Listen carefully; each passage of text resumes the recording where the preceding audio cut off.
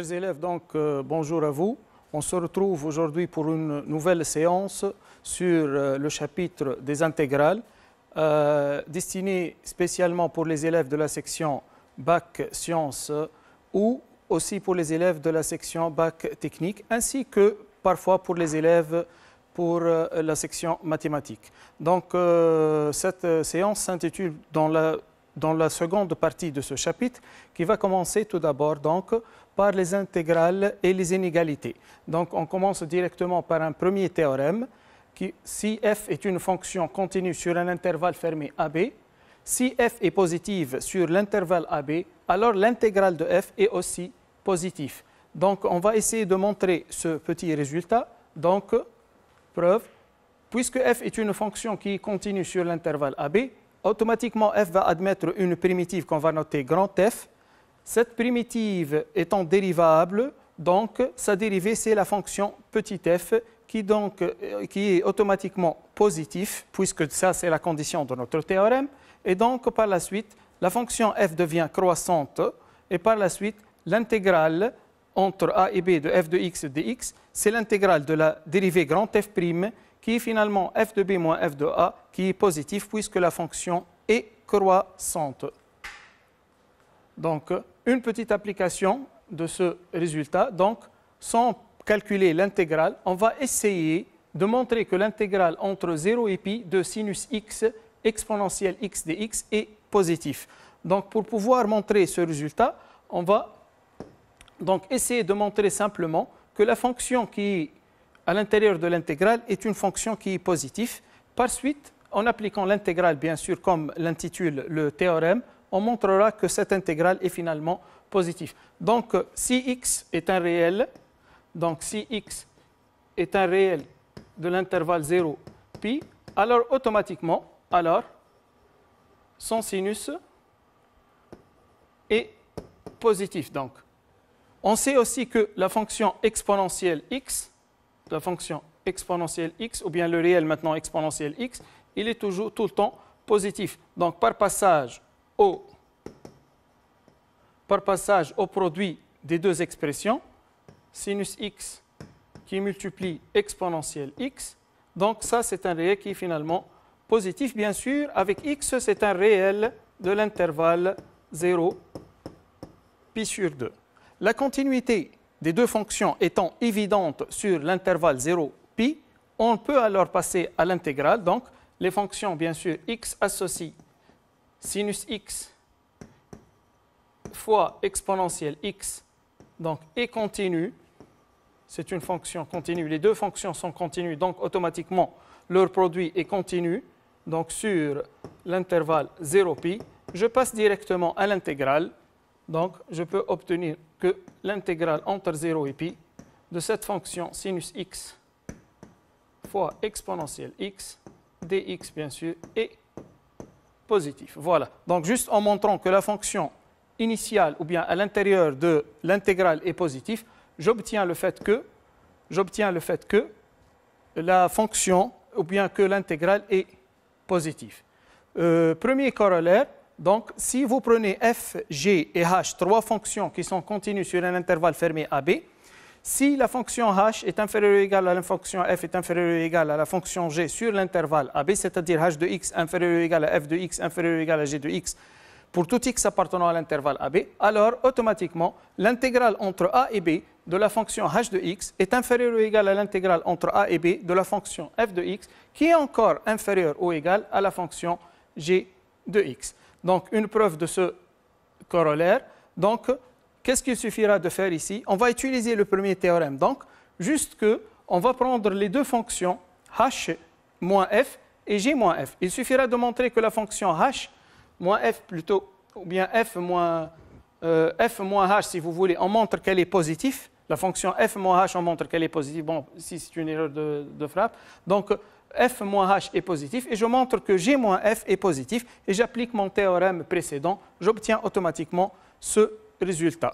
Un premier exemple, donc, montrer que quel que soit le réel t appartenant à l'intervalle 0,1, on a t carré sur 1 plus t, compris entre, ou encadré entre, t carré sur 2 et t au carré. Donc ici, il suffit de prendre 1 sur 1 plus t et de faire un petit encadrement de ce réel, puis de passer, puis de multiplier, si vous voulez, par t carré qui est un nombre positif. Donc ici, je peux, si je veux, si vous voulez, donc t étant un réel de 0, 1, donc j'ajoute un 1, donc j'obtiens 1 inférieur ou égal à 1 plus t, inférieur ou égal à 2. Par passage à l'inverse, donc j'obtiens 1 demi inférieur ou égal à 1 sur 1 plus t carré, ou plutôt plus t, inférieur ou égal à 1.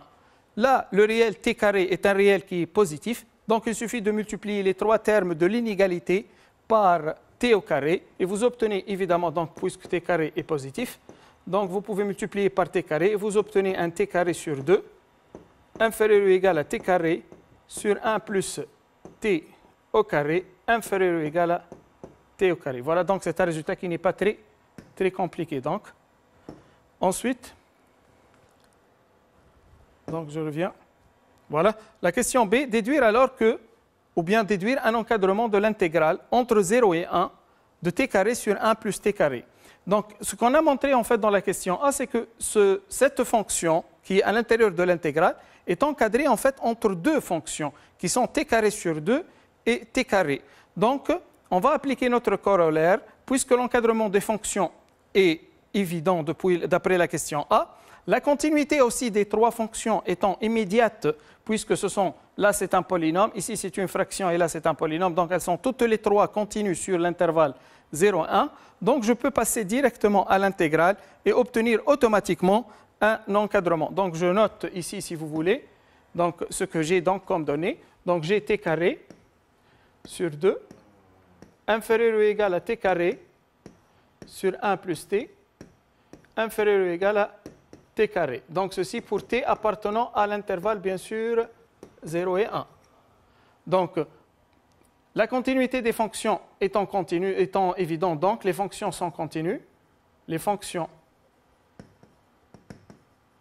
t associé t carré sur 1 plus t et t carré sont continues. Donc, je peux passer automatiquement à mon intégrale. Donc, j'applique mon intégrale, ce qui est un résultat plutôt de mon corollaire. Donc, l'intégrale entre 0 et 1 de t carré sur 2 dt inférieur ou égal à l'intégrale entre 0 et 1 t carré sur 1 plus t dt inférieur ou égal à l'intégrale entre 0 et 1 t carré dt. Donc, ici, on ne demande pas donc de calculer cette intégrale, donc on va juste l'encadrer. Cette première intégrale, on peut trouver une primitive de t carré sur 2, en fait, et donc vous obtenez donc finalement, c'est un t cube sur 6, hein, pris entre 0 et 1, inférieur ou égal à notre intégrale qu'on a intitulée i, inférieur ou égal à une primitive de t carré, bien sûr c'est t au cube sur 3, donc t cube sur 3, pris aussi entre 0 et 1. Un calcul simple nous donne ici, donc c'est la valeur 1 sur 6, inférieur ou égal, 1 sixième donc, à i, inférieur ou égal encore à 1 sur 3. Voilà donc cette intégrale qu'on n'a pas demandé à calculer, on a pu lui trouver ou bien lui associer en fait un encadrement. On passe donc. Voilà. Question numéro 2. On donne j, c'est l'intégrale entre 0 et 1 de la racine de 1 plus t carré dt. Montrez que j est compris entre 1 et racine de 2. Ici, qu'est-ce qu'il suffira de faire en fait? Ce n'est pas aussi compliqué que ça le laisse paraître, puisqu'on ne demande pas. Vous devez faire attention, chers élèves, de ne pas calculer. Il ne faut pas chercher à calculer cette intégrale. Si vous allez chercher à calculer cette intégrale, vous allez tomber dans un piège qui sera donc difficile d'en sortir. Donc faites attention, on ne demande pas de calculer l'intégrale, il suffit juste de répondre à la question et de faire un petit encadrement. Là, vous pouvez faire quoi? Là, vous pouvez encadrer le t, puisque les bornes de l'intégrale sont respectivement 0 et 1. Vous encadrez votre t entre 0 et 1, puis vous ajoutez un 1, vous faites une racine. Les fonctions sont ce que vous allez obtenir vers la fin. Donc, vous allez encadrer en fait la racine de 1 plus t carré. Donc, vous obtenez un encadrement entre 1 et la racine de 2. Vous passez à l'intégrale puisque les trois expressions sont continues et vous obtenez votre résultat. Donc là, je vous laisse le soin de bien terminer ce passage. Donc, on passe au corollaire 2. Soit f est une fonction continue sur un intervalle fermé AB, alors la valeur absolue de l'intégrale entre a et b de f de x dx est inférieure ou égale à l'intégrale entre a et b de la valeur absolue de f de x dx. Une preuve de ce résultat, donc, il suffira tout d'abord de remarquer que n'importe quel réel que vous prenez, même la fonction f, est encadré en fait entre moins la valeur absolue de f et la valeur absolue de f. Puis, j'applique le corollaire numéro 1, donc, c'est-à-dire que je passe à l'intégrale pour pouvoir obtenir l'encadrement. Et par la suite, j'obtiendrai en fait que la valeur absolue de tout l'intégral est inférieure ou égale à l'intégrale de la valeur absolue. Une application de ce résultat, donc, on demande de montrer que la valeur absolue de l'intégrale entre 0 et 1, de sinus pi x exponentielle x dx est inférieure ou égale à 2. Donc ici, pour pouvoir montrer ce résultat, il y a un petit problème qui sont en fait les valeurs absolues. Pour pouvoir surpasser ce problème, donc on va utiliser notre corollaire, utiliser en premier lieu ce corollaire, puis obtenir le résultat vers la fin. Donc si vous voulez, on pourra donc passer pour faire un petit calcul. Donc voilà, donc ce que j'ai ici, j'ai la valeur absolue de l'intégrale entre 0 et 1, sinus pi x exponentielle x dx. Voilà. En appliquant mon corollaire directement, ça devient inférieur ou égal à l'intégrale entre 0 et 1 de la valeur absolue de sinus pi x exponentielle x, voilà, dx. Voilà. Si maintenant, pardon, donc si je m'intéresse maintenant, si je m'intéresse à l'intégrale, à la deuxième intégrale que je viens d'obtenir ici, donc je sais que l'exponentiel est bel évidemment, donc il est positif si vous voulez, et donc le problème avec la sinus en valeur absolue, c'est toujours inférieur ou égal à 1, donc je peux encore dire que c'est inférieur ou égal à l'intégrale entre 0 et 1, tout simplement de exponentielle x dx. Maintenant là, vous pouvez calculer cette intégrale. Cette intégrale donc, est calculable facilement. Une primitive de exponentielle, c'est exponentielle, pris entre les bornes 0 et 1, ce qui me donnera automatiquement e moins 1. Et donc ça, c'est bel et bien inférieur ou égal à 2. Voilà, j'ai pu obtenir l'encadrement initial en appliquant mon corollaire. Voilà. La deuxième partie à laquelle on va s'intéresser maintenant, c'est le fait de pouvoir calculer les intégrales, le calcul réel des intégrales. Et ça, cette partie, c'est la partie la plus importante, si vous voulez, à part, bien sûr, les propriétés et le calcul d'R, donc, qui va nous rencontrer. Donc, il existe en fait plusieurs moyens de calculer une intégrale. Dans la première, c'est celle qu'on considère le plus simple, c'est celle au moyen ou bien à l'aide d'une primitive. Donc, on commence par une petite activité pour introduire cette notion. Donc, calculer les intégrales suivantes. Donc, le premier, ou bien la première intégrale qu'on va proposer, c'est l'intégrale entre 1 et e de ln de x sur x dx. Cette intégrale qu'on vous propose là, c'est une intégrale qui cherchera, bien sûr, à déterminer la primitive de la fonction ln de x sur x, qui cherchera à déterminer la primitive de ln de x. Et si vous vous concentrez un tout petit peu, vous allez remarquer que la fonction ln de x sur x est une forme, c'est-à-dire que c'est une fonction qui répond à la forme u' fois u. Et donc, si je cherche à calculer donc cette intégrale, donc ça va être finalement, c'est l'intégrale entre 1 et e, si vous voulez, de 1 sur x, voilà, qui multiplie ln de x dx. Voilà.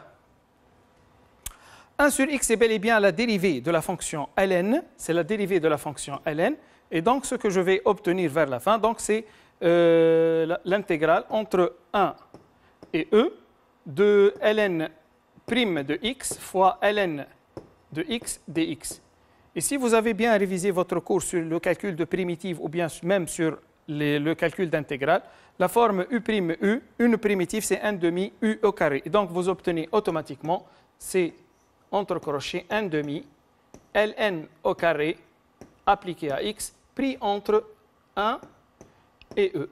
Et là, un petit calcul vous donne évidemment, c'est 1 demi moins 0 normalement, qui est en fait égal à 1 demi. Hein. ln de E, c'est 1 et ln de 1, c'est 0. Donc, vous obtenez directement le résultat. Donc, ici, vous devez faire juste attention de bien chercher ce qu'on appelle une primitive de la fonction proposée.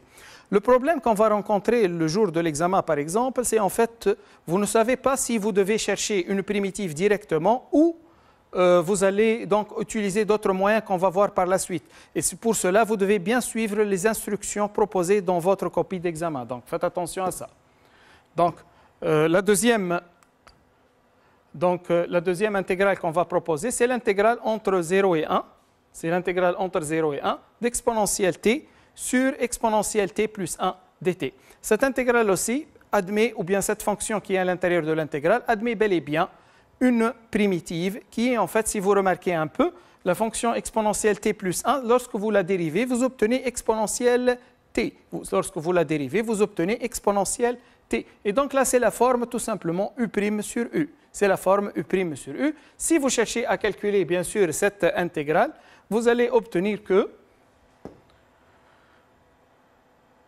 voilà, donc, ici, là, c'est égal, donc, cette intégrale, donc cette deuxième intégrale. Là, c'est la forme, comme j'ai déjà dit, c'est l'intégrale entre 0 et 1, trait de fraction, c'est exponentielle t plus 1 prime. Là, j'insiste sur les notions de cours exprès, hein, pour que ça soit une révision claire, donc, dt. Hein. Donc, ça, c'est égal. Donc, la forme u' sur u, sa primitive, c'est ln de valeur absolue de u. Donc, c'est entre crochets. C'est ln de valeur absolue, donc de exponentielle t, plus 1 pris entre 0 et 1. Et là, vous vous dites pourquoi on a pris la valeur absolue. Bien sûr, ça, c'est, on applique la formule du cours. Puis, on voit évidemment que exponentielle t plus 1 est bien sûr positive. Et donc, on peut enlever la valeur absolue et faire notre calcul. Ce qui va me permettre d'obtenir, donc, c'est ln. Donc, vous remplacez par 1, donc vous obtenez de e plus 1, moins, si vous voulez, lorsque vous remplacez par 0, vous obtenez 1 plus 1, ça fait 2, moins ln de 2. Vous pouvez conserver la forme comme étant cette forme-ci, ou bien vous appliquez une propriété du logarithme, et donc ça donne ln de e plus 1 sur 2. Voilà votre intégrale. Donc, on revient vers... Donc, voilà. Ensuite, l'intégrale entre 0 et 1 prise de la fonction x au carré exponentielle x cube plus 1. Bon, cette intégrale, c'est quelque chose un peu de particulier puisque ça prend la forme d'une fonction composée. Vous remarquez bien, exponentielle x cube plus 1. Si vous calculez la dérivée de exponentielle x au cube plus 1, vous allez obtenir, faites attention, 3x au carré fois exponentielle x au cube plus 1. Donc, ce que vous devez faire ici, c'est tout d'abord identifier la forme avec laquelle on va travailler. Ça, c'est notre première étape. La deuxième étape, ajuster l'intégrale s'il y a des constantes qui manquent ou bien des paramètres ou bien des coefficients à ajouter, à multiplier, à diviser. Faites attention. Ensuite, directement, vous calculez votre intégrale. Donc là, c'est la fonction, c'est la forme composée. La dérivée de x au cube plus 3, ça donne 3x au carré. Donc, il y a un petit 3 qui manque ici. Vous rajoutez votre 3 et vous divisez par 1 sur 3. Donc, pour que ça reste dans un état, donc, si vous voulez, stable ou bien correct. C'est-à-dire que vous multipliez, vous savez bien sûr des propriétés de l'intégrale, vous pouvez multiplier et diviser par n'importe quel réel. Donc, vous mettez un tiers ici. Et donc, c'est l'intégrale entre 0 et 1 de 3x au carré qui... Pourquoi 3x au carré? En fait, c'est la dérivée de x au cube plus 1 fois exponentielle x au cube plus 1 dx. Voilà. Là, c'est bel et bien, c'est la forme u' fois v composé avec u. Ou plutôt v' composé avec u. Et donc, si vous passez et vous cherchez votre primitive, vous avez le 1 tiers qui peut, on peut le laisser à l'extérieur des crochets. Donc, la primitive ici, donc c'est évidemment exponentielle x au cube plus 1. Voilà, pris entre bien sûr 0 et 1. Voilà. Ensuite, il suffira alors automatiquement de remplacer le x par 1 puis par 0 et vous appliquez la définition même de l'intégrale pour obtenir la valeur de notre intégrale. Donc, le dernier, ou bien la dernière intégrale qu'on va proposer, c'est l'intégrale entre 1 et e de ln de x dx. Vous savez que dans le cadre de votre programme, vous connaissez une primitive de la fonction ln qui est en fait x ln de x moins x ln de x moins x. Et donc, vous appliquez directement ce résultat sur cette intégrale et vous obtenez la valeur dont vous allez chercher. En fait, cette même intégrale, je vais la retrouver par la suite dans un autre paragraphe, donc qu'on va passer auquel. Voilà. Donc, si l'intégrale ne peut pas être calculée par une primitive directement, il existe une technique qui s'intitule l'intégration par partie. Donc, on va commencer par une activité pour introduire cette méthode. Donc, vous prenez U et V, deux fonctions qui sont dérivables sur un intervalle, donc qui sont dérivables sur un intervalle I, et donc, telles que leurs fonctions dérivées U' et V' sont en fait continues sur I. Donc, soit A et B, deux réels de I. On va montrer dans la première question donc, que la dérivée U'(V) égale à UV, le tout P' moins UV'. En fait, qu'est-ce qu'on va faire ici? Il suffira de prendre UV et de calculer la dérivée. Vous savez que la dérivée de produit, en fait, U fois V, le tout prime, c'est U'(V) plus V'(U). Ensuite, vous mettez l'un des deux membres de l'autre côté et vous obtenez immédiatement ce résultat. Donc, ce n'est pas vraiment compliqué. Ensuite, on demande dans la question numéro 2 de déduire que l'intégrale entre A et B de U'(V) est égale à entre crochets UV appliqué ou l'appli entre A et B moins l'intégrale entre A et B UV'. Donc, je vais corriger donc la question numéro 2. Comme j'ai déjà expliqué, la question numéro 1 est une question évidente. Vous pouvez même dire que c'est une question de cours. Donc, je considère la première question donc, que ce que j'ai, c'est en fait U' fois V, c'est égal à U fois V, le tout prime, moins U fois V'. Voilà. Donc, ces trois expressions, ou bien ces trois fonctions sont évidemment continues. C'est d'après les hypothèses de notre activité. La fonction U étant dérivable, donc elle est automatiquement continue. Et sa dérivée U' et même la dérivée de V, V' sont toutes les deux continues. Je peux passer à mon intégrale, et donc la continuité étant bien sûr ici citée, je passe à l'intégrale et j'obtiens donc l'intégrale entre A et B, U' de x, U' de x fois V de x, dx bien sûr, c'est égal à l'intégrale entre A et B de U fois V, le tout prime, bien sûr, de x dx, moins, puisque l'intégrale est linéaire, donc je peux utiliser la linéarité de l'intégrale, l'intégrale entre A et B de U de x fois V' de x dx. Ensuite, l'intégrale entre A et B de U fois V, le tout prime de x, je peux lui associer une primitive qui est en fait U fois V.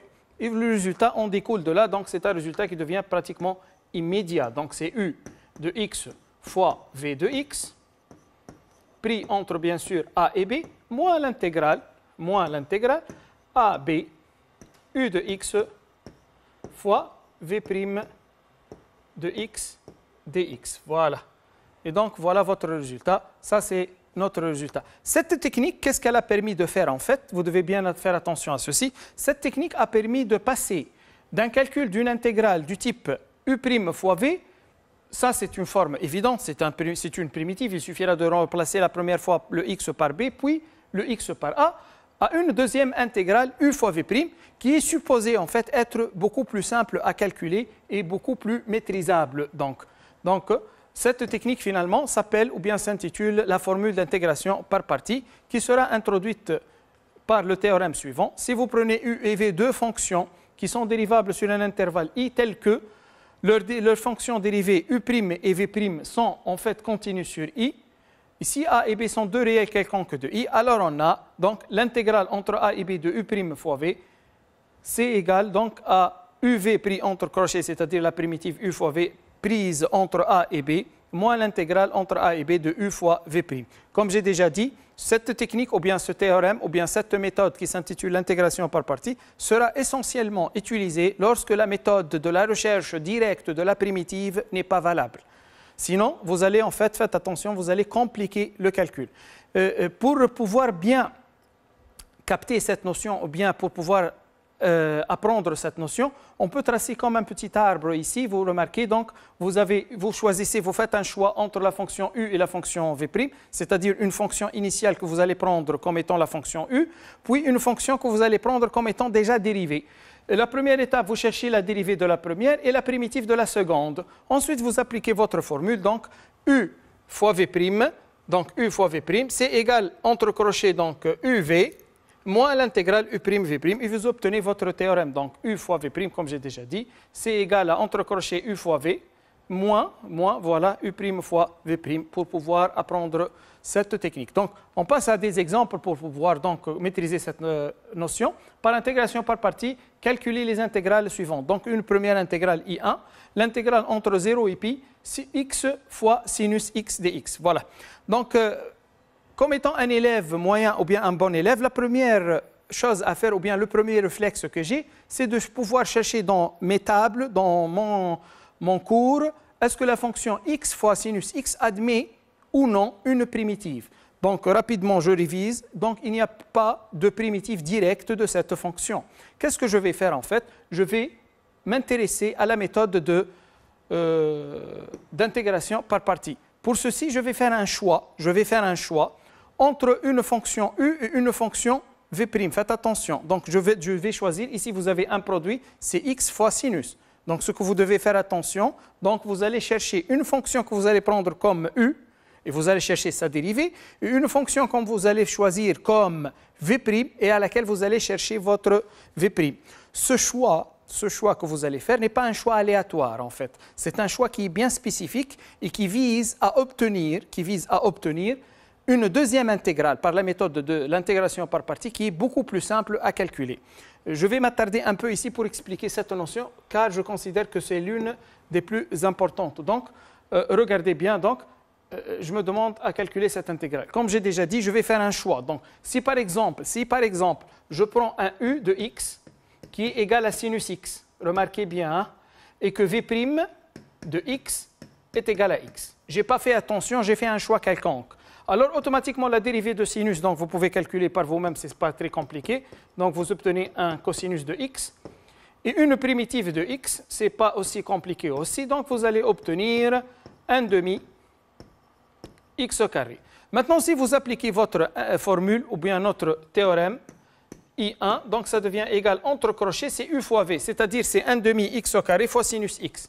C'est 1 demi x au carré fois sinus x, pris aussi entre 0 et pi bien sûr, moins l'intégrale entre 0 et pi, pris entre 0 et pi, maintenant fois quoi? De u' fois v. Et là, vous allez remarquer le problème auquel j'ai insisté. Donc, vous allez obtenir l'intégrale entre 0, ça c'est un 0, pardon, donc 1 demi de x au carré fois cosinus x.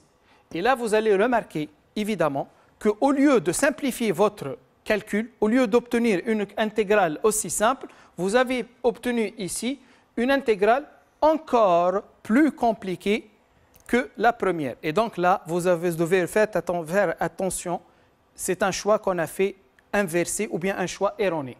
Donc, on va corriger. Donc, en fait, il suffit de prendre, donc on va tout corriger puisque notre choix était mauvais. Et j'ai fait ce choix exprès pour montrer que si vous faites un mauvais choix, vous allez automatiquement obtenir une intégrale qui va être beaucoup plus compliquée au lieu d'être beaucoup plus simple. Donc, le bon choix maintenant, on va essayer de se débarrasser de ce polynôme qui est x. Et donc, je prends u de x égale à x. Sa dérivée, c'est bel et bien 1. Je prends un v' de x qui est égal à sinus de x.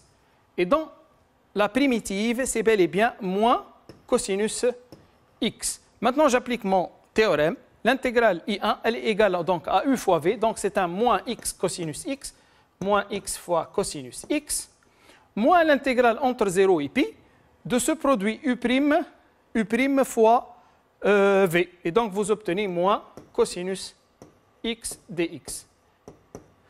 La première partie étant simple, vous remplacez donc directement, c'est un calcul simple, on remplace tout d'abord par pi, ensuite par 0. Lorsque vous remplacez par pi, vous allez obtenir un pi puisque le cosinus de pi est égal à moins 1. Ensuite, si vous remplacez par 0, vous obtenez évidemment un 0. Pour la seconde partie, la fonction moins cosinus x, ou bien vous pouvez même faire sortir le signe moins, une primitive donc de la fonction cosinus, c'est sinus, et donc vous obtenez plus. On a fait sortir donc le signe moins, vous connaissez cette technique. Donc, une primitive de la fonction cosinus, c'est sinus donc de x, pris aussi entre 0 et pi. Et là, vous remarquez que la première intégrale qu'on ne pouvait pas calculer, on a pu passer à une seconde intégrale beaucoup plus simple à maîtriser et à calculer. Et donc, vous faites un calcul, ici sinus pi entre pi et 0, pour pi ça donne 0 et pour 0 ça donne pi, donc j'obtiens vers la fin un pi. Voilà, mon intégrale est calculée. Pourtant, la fonction x sinus x n'a pas de primitive directe que je connaisse dès le départ. Donc, une deuxième intégrale, donc I1, c'est l'intégrale entre 1 et e de x ln de x dx. Ici, on doit aussi faire un choix pour pouvoir simplifier l'intégrale. Et comme j'ai déjà dit, si vous faites un choix ou bien un mauvais choix ou vous allez dans un mauvais sens, ne paniquez pas, il suffit en fait d'inverser le choix que vous avez fait. Et par quelques applications et par quelques habitudes, vous allez bien savoir maîtriser qu'est-ce que vous allez choisir comme U et qu'est-ce que vous allez choisir donc comme V'. Donc ici je pose, donc si je passe directement au calcul pour I2, donc je fais un choix entre U de x, c'est quoi, et V' de x, c'est égal à quoi? Pour la fonction ln, lorsqu'elle rencontre un polynôme, donc ce qu'on va dériver en fait, c'est la fonction normalement ln. Hein. Donc le u de x, ça va être ln de x que je dérive, donc u' de x, ça va être donc égal à 1 sur x. Et la fonction v', en fait, c'est la fonction x que je vais chercher une primitive qui va être en fait 1 demi x au carré. Là, vous allez remarquer que c'est un choix inversé par rapport à ce qu'on a fait tout à l'heure pour x sinus x.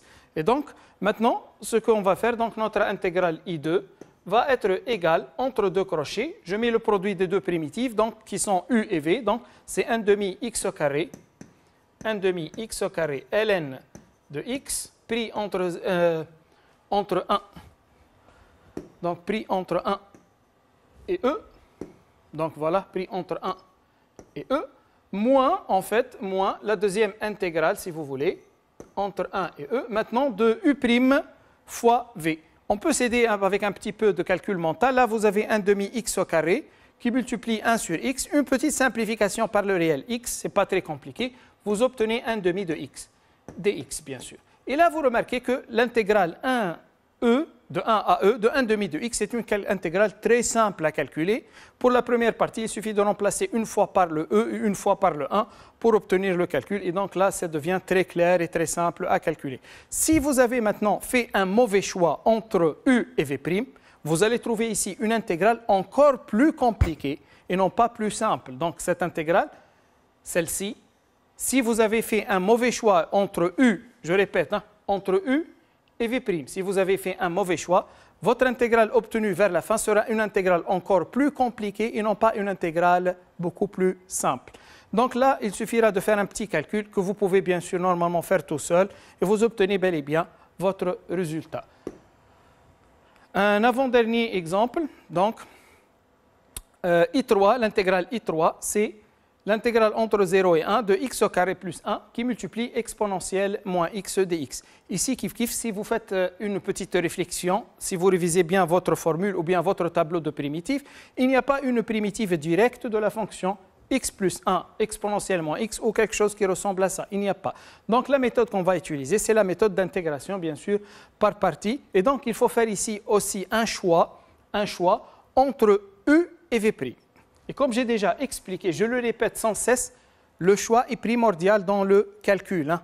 Sinon, puisque ça permet ou bien de simplifier les calculs ou bien de les compliquer encore plus. Et notre objectif, bien sûr, faites attention, c'est de pouvoir simplifier les calculs et non pas de les compliquer. Donc, je pose donc, un U.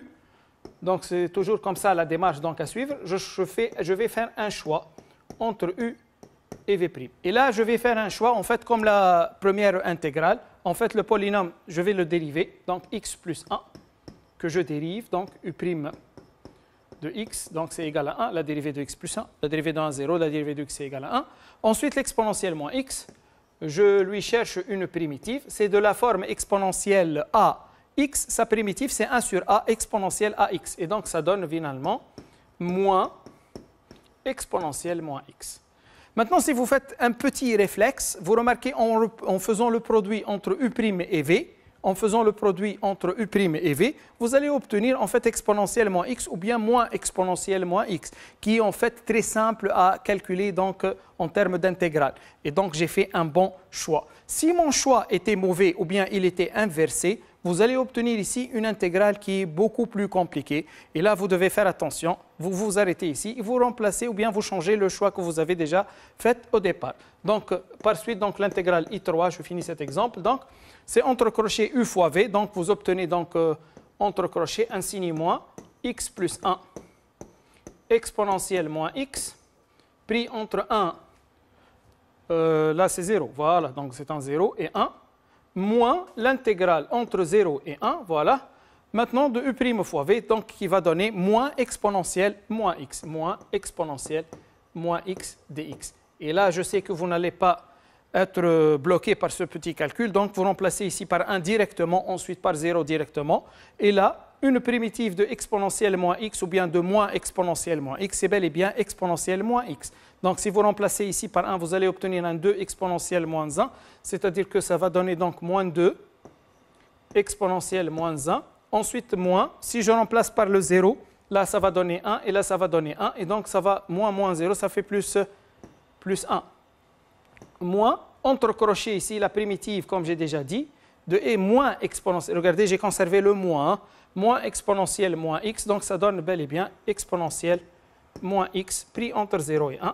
Et je remplace la première fois par 1, ça donne exponentielle moins 1, ou bien 1 sur e comme vous voulez, et par 0, ça donne un 1. Et donc finalement, vous obtenez moins 2 exponentielle moins 1, plus 1, là c'est un moins 1, plus 1, moins exponentielle moins 1, moins, ça fait plus 1. Et vers la fin, donc, vous obtenez 2. Si vous voulez achever le calcul, on l'achève ensemble. Donc, vous obtenez 1, 2, moins 3, exponentielle moins 1, ou bien moins 3 sur E. Et donc là, le calcul devient évident et simple. Et vous pouvez refaire le calcul. Si vous trouvez bien sûr une petite faute, vous pouvez la corriger par vous-même. L'essentiel, c'est que vous avez maîtrisé la technique qu'on utilise. Et c'est cette même technique que vous allez rencontrer le jour de votre examen normalement, s'il n'y a pas de calcul direct. Ou bien sûr, si vous n'êtes pas guidé par votre propre devoir ou bien par votre propre examen. Donc, la dernière intégrale, c'est celle dont j'avais parlé tout à l'heure. C'est l'intégrale entre 1 et e de ln de x dx. Ici aussi, on peut la calculer par une intégration par partie, bien sûr. Si ça tombe mal parfois et j'ai oublié le résultat, quelle est la primitive de ln de x, paf, j'ai un trou de mémoire, je n'ai pas trouvé la bonne réponse. Donc, je peux utiliser une intégration par partie. Et là, le problème, c'est le choix, puisque ce n'est pas aussi évident. Quelle est la fonction u et quelle est la fonction v' en fait? En fait, vous allez prendre, comme j'ai déjà dans l'exemple I2, donc une fonction u, c'est bel et bien la fonction ln que je vais essayer de dériver pour pouvoir simplifier les calculs. U' de x c'est égal à 1 sur x. Tout le monde pratiquement connaît ça. Le problème, maintenant, quelle est la fonction v'? Quel est le choix? Quel est mon choix que je vais choisir? En fait, le v' qui n'est pas aussi évident ici, c'est le réel 1. C'est la fonction constante égale à 1. Je prends un 1. Voilà. Sa primitive, c'est bel et bien x. Et là, vous obtenez une formule directe qui me permet de calculer l'intégrale I4. Donc, ça me permet de calculer l'intégrale I4. Donc, entre crochets, c'est U fois V, les deux formes, c'est x ln de x, pris entre 1 et E, moins entre, maintenant c'est une intégrale entre 1, ça ne peut pas être 0 bien sûr, puisqu'on a un logarithme nipérien. Donc, une intégrale entre 1 et E de 1 sur x fois x qui donne bel et bien la constante 1. Donc, c'est un 1 dx. Et là, vous faites votre calcul et vous obtenez immédiatement votre résultat. Pour la première partie, c'est un E. ln de E, c'est 1, donc ça reste un E. Moins 1, lorsque vous mettez le 1 dans le ln, vous obtenez 0, donc ça disparaît. Ou bien, si vous voulez, c'est moins 0. Moins, ici, c'est la primitive de 1, c'est x, bien sûr, pris entre 1 et E. Lorsque vous remplacez par E, vous obtenez un E. Ensuite, moins 1, ça fait plus 1. Et donc, le résultat final que vous obtenez normalement, c'est un 1. Le E, il disparaît par simplification avec un signe moins. Et vous obtenez uniquement un 1. Voilà votre calcul. Sinon, si vous maîtrisez bien votre cours et que vous n'avez pas de trou de mémoire ou beaucoup de stress le jour de l'examen, vous savez bien sûr que la primitive, je le rappelle, de la fonction ln de x, c'est x ln de x moins x. C'est bien. Parfois, le calcul n'est pas très évident ou bien aussi trivial qu'on le laisse faire paraître et on aura besoin d'utiliser 2 fois de suite la méthode d'intégration par partie. par exemple, avec les exemples suivants, calculer les intégrales suivantes au moyen d'une double intégration par partie.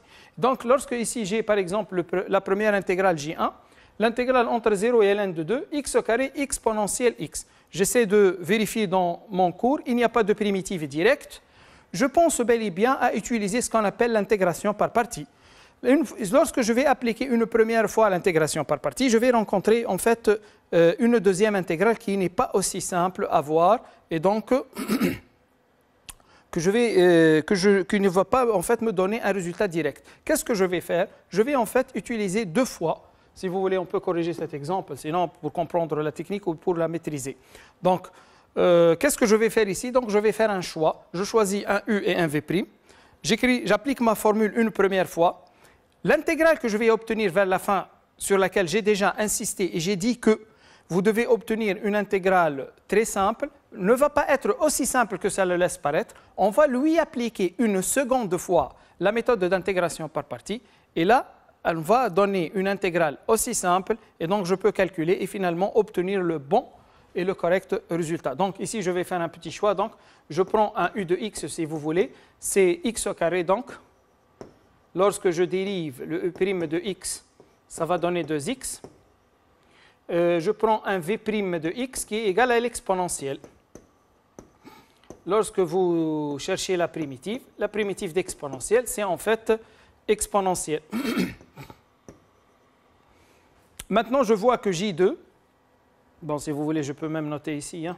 Vous voyez que J2, ça va être égal à entrecrocher les deux primitives, c'est-à-dire x au carré exponentielle x, entrecrocher donc x au carré fois exponentielle x, prise entre 0 et ln de 2. Ensuite, il suffira juste de remplacer, donc ce n'est pas très compliqué, moins l'intégrale entre 0 et ln de 2, de quoi maintenant? De U' fois V. Et donc, c'est moins l'intégrale entre 0 et ln de 2 de 2x ln de x. Ah, c'est exponentiel, ce n'est pas le ln. Voilà, c'est bien. Donc, exponentielle x dx. Voilà. L'intégrale que je viens d'obtenir ici, faites attention, l'intégrale que je viens d'obtenir ici n'est pas une intégrale aussi simple qu'elle le laisse paraître, puisqu'il n'y a pas aussi, cette fois, de primitive directe de la fonction x exponentielle x, ou bien, si vous voulez, de 2x exponentielle x. Donc, je vais me concentrer sur cette intégrale et lui appliquer une deuxième fois la méthode d'intégration par partie. Pour ceci, je vais par exemple choisir, si vous voulez, c'est juste pour bien expliquer, bien sûr, je vais choisir deux fonctions f et g'. Voilà. Donc, je prends le f qui va être égal à exponentielle, plutôt le x en fait, ou bien 2x. La dérivée, donc, f', ça va être 1. Et voilà, il y a une petite simplification qui s'est obtenue. Ensuite, la fonction g', c'est la fonction exponentielle x. Lorsque je cherche à intégrer ou bien à déterminer une primitive, j'obtiens, donc g de x est égal à exponentielle de x. Maintenant, si je note une dernière fois cette ligne, si vous voulez, pour pouvoir achever cette partie, donc l'intégrale de J1, je ne sais pas pourquoi je l'ai appelé déjà J2, donc J1 c'est égal à entrecrocher, donc, la première que je n'ai pas calculée, je vous laisse le soin bien sûr d'achever le calcul, x au carré exponentielle x, pris entre 0 et ln de 2, moins, il y a un 2 que j'ai déjà mis en facteur si vous voulez, moins 2, facteur donc, si vous voulez je peux enlever cette partie pour que l'écriture ne soit pas donc mélangée et il y a risque de faire des gaffes ou bien des erreurs. Donc 2 qui multiplie en fait, je vais appliquer maintenant mon théorème ici, dans cette partie, donc moins 2 fois, entrecrocher f fois g, ça va donner donc x exponentielle x, x exponentielle x, pris entre 0 et ln de 2, moins, je réapplique le théorème comme il est, hein, donc moins l'intégrale entre 0 aussi et ln de 2, cette fois-ci c'est f' fois g, voilà, 1 fois exponentielle, ça donne exponentielle x, voilà. Et là, comme j'ai déjà dit auparavant, j'obtiens évidemment une intégrale qui est simple à calculer. Vous pouvez bien sûr déterminer par vous-même la primitive de exponentielle et donc ça, cette intégrale est aussi simple à calculer. Il y a une primitive directe que vous pouvez chercher. Et donc là, j'ai appliqué 2 fois le théorème d'intégration par partie lorsque l'intégrale semble être un peu plus compliquée. Mais faites attention, ne soyez pas aussi donc frustrés. À chaque fois que vous aurez pratiquement besoin d'une intégration par partie ou bien surtout d'une double intégration par partie, vous serez guidé par votre exercice. Sinon, dans votre examen, on vous indiquera qu'il suffira d'utiliser bien sûr une intégration par partie. Ne soyez pas donc aussi frustrés. Donc, je passe. Donc, il y a bien sûr d'autres types d'exemples. Par exemple, cette fonction ou bien cette intégrale J2. La fonction est prise ici, c'est x, ln de x le tout au carré. Donc, mon choix de u, ça va être ln de x au carré. J'obtiens une première intégrale pas évidente. Je réutilise le théorème d'intégration par partie et j'obtiens bel et bien une fonction ou bien ce qu'on appelle une intégrale simple et j'obtiens mon résultat. La dernière, c'est le même type, donc sinus x exponentielle x, donc je cherche à maîtriser ou bien à faire 2 fois, donc l'intégration par partie pour que ça se simplifie et ça donne bel et bien un résultat. Donc, je passe maintenant à la troisième méthode ou bien à la troisième technique de calcul des intégrales qui est en fait le calcul d'air. Donc, le calcul d'air. Donc, je commence par une petite définition et c'est un rappel, si vous voulez, d'une notion que vous connaissez déjà, sauf que cette fois-ci, ça va être en fait en fonction, entre 2 fonctions et non pas en utilisant une seule fonction au-dessus de l'axe, non. Donc, le plan est muni d'un repère orthogonal. Donc, soit f et g, 2 fonctions continues sur un intervalle AB. L'air en unité d'air. L'unité d'air, c'est bien sûr la norme de I fois la norme de J. Faites attention ici. Si la question est en unité d'air, j'obtiens la réponse directe. Si la question est dans d'autres termes, par exemple centimètre carré ou bien mètre carré, faites attention à faire la convention, ou bien plutôt, pardon, à faire ce qu'on appelle la conversion en unité.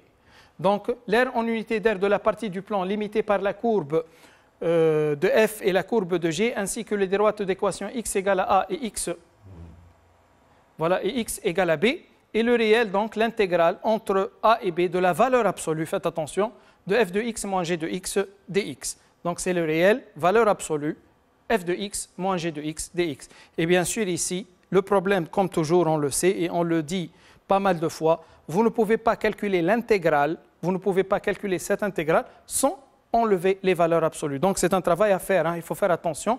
Il faut en fait enlever la valeur absolue. Voilà, donc ça, c'est un exemple graphique, si vous voulez. Ça, c'est la courbe d'une fonction f et c'est celle d'une fonction g. On demande bien sûr de calculer l'air entre les deux. C'est cette partie colorée en bleu. Il suffit ici de passer à l'intégrale entre 2, voilà, puisque cette borne est 2, et l'autre c'est 5, et de passer à l'intégrale entre 2 et 5 de la valeur absolue de f de x moins g de x. Puis, il suffira de faire attention et d'étudier la position relative des fonctions ou bien des courbes pour savoir est-ce que cette valeur absolue ou bien ce qui est à l'intérieur de la valeur absolue est positif ou négatif. Donc, un petit exercice, donc, soit f et g, donc 2 fonctions définies sur 0,1 par f de x égale à exponentielle x sur exponentielle x plus 1, et g de x est égal à 1 sur exponentielle x plus 1. Et vous pouvez remarquer que ces 2 fonctions sont bien sûr définies déjà sur R et qu'elles ont le même dénominateur. Hein. Ce n'est pas très compliqué. On désigne par CF et par CG leur courbe représentative dans un repère, donc orthonormé ou orthogonal, ça dépend de l'exercice. Donc, montrer dans la première question que la fonction g de x est inférieure ou égale à f de x. Ici, pour montrer cette première question, en fait, cette première question, elle prépare la notion de calcul d'air. Bien sûr, c'est un exercice dans cette partie, donc c'est une application du résultat énoncé précédemment. Et donc, la f g de x est inférieure à f de x. Il suffit de calculer la différence entre f de x moins g de x, et j'obtiens quelque chose de si simple. Donc, je vous note si vous voulez. Je vous note si vous voulez la première étape que vous allez faire. Donc, pour répondre à la première question, il vous suffira en fait de calculer f de x moins g de x. Comme j'ai déjà dit, les 2 fonctions ayant le même dénominateur, il n'y a pas de travail compliqué à faire et vous obtenez finalement un exponentiel x moins 1 sur exponentiel x plus 1. Vous voyez bien que exponentiel x plus 1 en bas est strictement positif, sinon les fonctions n'étaient pas définies. Donc. Et pour la partie du numérateur, donc exponentiel x moins 1, c'est bel et bien positif. Pourquoi ? Parce que x est positif en fait, on travaille dans l'intervalle 0 et 1. Et donc finalement, j'obtiens que toute cette quantité est positive. Par la suite, f est supérieur ou égal à g. En d'autres termes, graphiquement, la courbe de f par la suite sera au-dessus de la celle de g. Dans la question numéro 2, on demande alors de calculer par la suite l'air en unité d'air, évidemment, de la partie du plan limitée par donc les deux courbes CF et CG, et ainsi que les droites d'équation x égale à 0 et x égale à 1. Donc finalement, si j'applique, bien sûr, on pourra remarquer ici, parce que le calcul il est un peu difficile, on pourra utiliser cette remarque, exponentielle x moins 1 sur exponentielle x plus 1 que je viens d'obtenir tout de suite, c'est exponentielle x sur 2 moins exponentielle moins x sur 2 sur exponentielle x sur 2 plus exponentielle moins x sur 2. Donc si je réponds à la question numéro 2, donc l'air que je cherche, c'est finalement l'intégrale, j'applique ma définition entre 0 et 1 de la valeur absolue de f de x moins g de x dx. Voilà. F de x moins g de x, j'ai déjà calculé et j'ai déjà prouvé que c'était positif puisque f était supérieur ou égal à g. Et donc ce que j'obtiens là, c'est l'intégrale entre 0 et 1 de exponentielle x moins 1 sur exponentielle x plus 1 dx. Cette quantité n'étant pas aussi simple à calculer, donc je dois trouver normalement une primitive, sinon passer par la technique que j'avais déjà enseignée, c'est-à-dire l'intégration par partie. N'oubliez pas, j'ai déjà une indication dans l'exercice que je vais utiliser. Donc cette écriture, je peux vérifier facilement en mettant en facteur un exponentiel x sur 2 en haut et en bas, et après simplification, que ça se transforme à l'intégrale entre 0 et 1 d'exponentiel x sur 2 moins exponentiel moins x sur 2, le tout sur exponentielle x sur 2 plus exponentielle moins x sur 2 dx. Et là, vous pouvez remarquer que si vous prenez la quantité du dénominateur et que vous calculez sa dérivée, vous allez obtenir à une constante près le numérateur. C'est-à-dire que c'est presque la forme, c'est pas tout à fait exact, c'est presque la forme u' sur u. C'est presque la forme u' sur u. Et donc, une primitive de la fonction u' sur u, c'est ln de valeur absolue. Mais ici, à une constante près qui est en fait 1,5, lorsque vous dérivez, il y a un 1,5 qui va se mettre en facteur. Donc ça devient donc 1,5 entre crochets ln de valeur absolue de exponentielle x sur 2 plus exponentielle moins x sur 2 en valeur absolue. Et puis, les valeurs sont prises entre 0 et 1. Et là, j'ai tout terminé pratiquement. Il suffit alors d'enlever la valeur absolue puisque vous avez une somme de deux exponentielles et vous connaissez que les deux exponentielles ou bien n'importe quel exponentiel est strictement positif. Et donc, il suffit de remplacer et vous obtenez donc votre valeur. Vous avez un 1,5 qui est en facteur. Un 1,5 qui est en facteur. Donc ici, une petite remarque. Là, c'est pour modifier l'écriture. Donc, ce n'est pas 1,5. Hein. Le 1,5, c'est lorsque vous faites la dérivée. C'est u' sur u. Ici, pour rectifier l'écriture, c'est un 2. Hein. C'est un 2. Donc, voilà. Donc ici, j'obtiens un 2 et non pas un 1,5. Hein. Faites attention. Hein. Le 1,5, c'est lorsque je dérive. Hein. Voilà. Pour rectifier l'écriture, pour obtenir un équilibre de calcul. Donc là, c'est un 2. Voilà, c'est bien. Donc, on rectifie. Ce n'est pas aussi grave que ça. Donc, ça devient donc un 2 et je remplace ici par 1. Donc, j'obtiens dans la première tranche, c'est ln donc, de e exposant 1,5 plus e exposant moins 1,5. Ensuite, moins ln, lorsque vous remplacez par le 0 maintenant, exponentielle 0 c'est 1 et exponentielle 0 c'est 1. Donc, vous obtenez un ln de 2. Voilà, vous pouvez laisser comme ça, vous pouvez développer si vous en avez besoin par la suite dans l'autre partie de l'exercice. Donc ça dépend de ce que vous avez. Mais sinon, essayez toujours d'obtenir une écriture simple, puisque vous ne savez pas s'il y a d'autres questions ou pas. Pour ma part, donc l'exercice là, il est terminé, donc je vais laisser sous cette forme. Et je vous laisse le soin, bien sûr, de bien écrire ceci. Faites attention quand même, je refais une petite remarque, faites attention pour les constantes entre la dérivée et la primitive. Hein.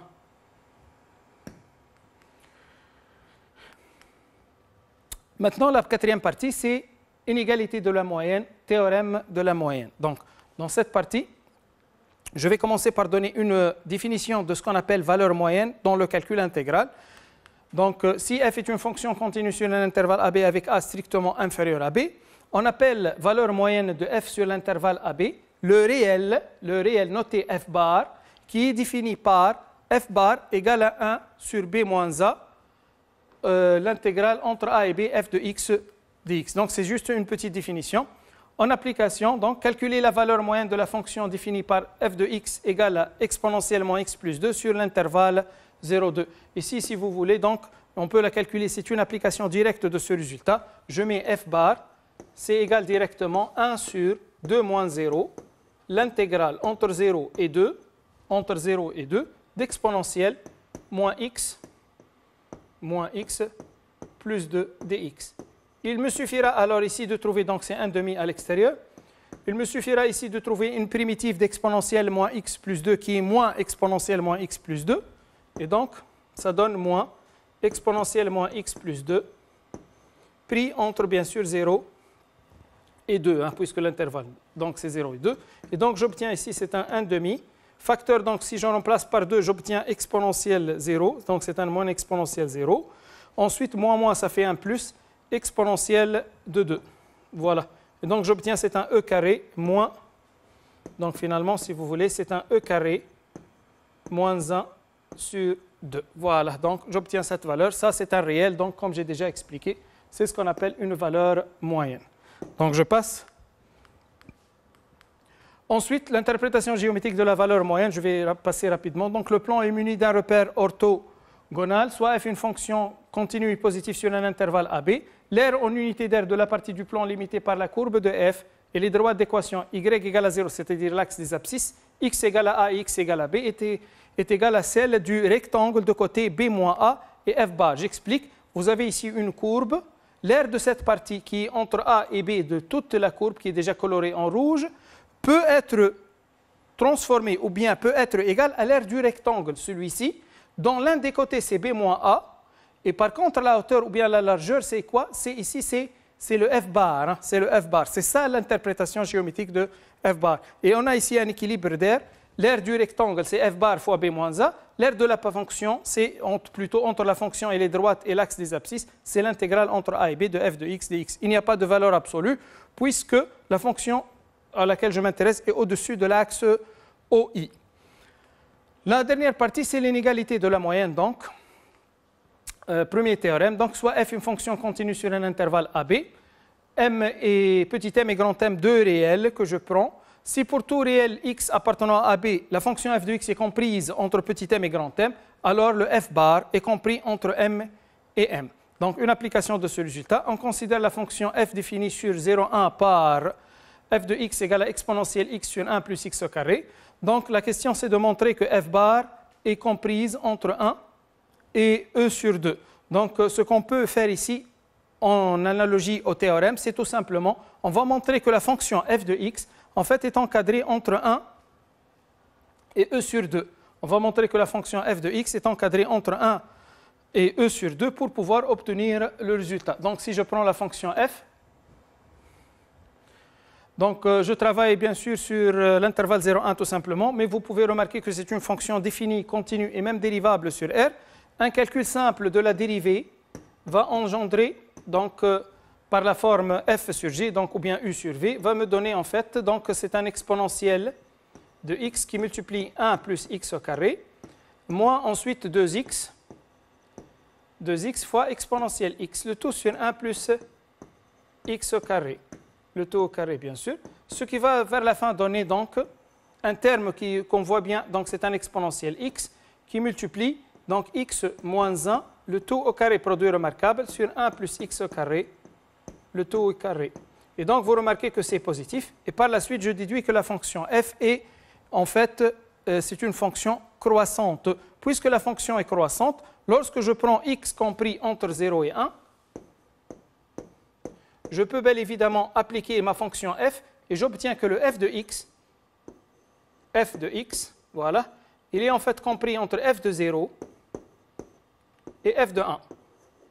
Voilà. Si je calcule maintenant le f de 0, ça va donner 1 sur 1, donc ça va donner 1. Et ça, c'est f de x. Ici, je calcule le f de 1 maintenant, ça va donner e sur 2. E sur 2. Voilà. Maintenant, comme f de x est finalement comprise entre 1 et e sur 2, en appliquant mon théorème, en passant à f bar, j'obtiens évidemment que f bar est compris entre 1 et e sur 2. Et c'est ça l'objet de la question ou bien de l'exercice.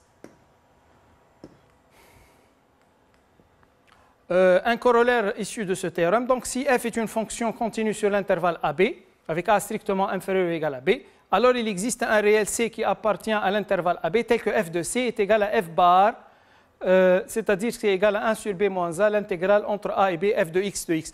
En fait, si vous voulez, cette égalité illustre en fait l'intersection tout à l'heure qui est entre la courbe de f et le côté f bar. Donc, une application de ce résultat que je vous laisse le soin d'achever, donc elle n'est pas très difficile, soit f une fonction définie par x associe 3x au carré plus 2x, justifiez que la valeur moyenne de f sur 0,2 est égale à 6, donc là vous calculez l'intégrale 1 sur, n'oubliez pas, 1 sur b moins a, l'intégrale de f entre 0 et 2. Un petit calcul vous donnera la valeur 6, il n'est pas très compliqué. Déterminez par la suite le réel c appartenant à 0,2 tel que f de c égale à f bar. Donc le f bar étant calculé égal à 6, il me suffira en fait de faire une petite identification. D'après le corollaire, toutes les hypothèses sont vérifiées. La fonction que j'ai, c'est un polynôme qui est déjà continu sur l'intervalle 0,2, il n'y a pas de problème. Alors, il existe automatiquement un réel C dans 0,2 qui vérifie ceci. Donc, si vous écrivez maintenant f de C, les hypothèses étant vérifiées, égale à f bar lié à 6, vous obtenez que ça, c'est équivaut, ou bien ça signifie donc 3C carré plus 2C égale à 6. Vous mettez le 6 de l'autre côté, moins 6 égale à 0. Là, vous obtenez une équation ou bien un trinôme du second degré, très simple à résoudre, dans lequel, lorsque vous allez résoudre cette équation, vous allez obtenir deux valeurs, dont l'une appartient à l'intervalle 0,2, et c'est notre C cherché, une autre n'appartient pas à l'intervalle qu'on rejette évidemment. Donc, ça, c'est la fin donc, de notre exposé. J'espère que vous avez bien compris les notions qu'on a présentées. Et j'espère que cette année va se terminer, espérons bien, par votre réussite. Bonne continuation.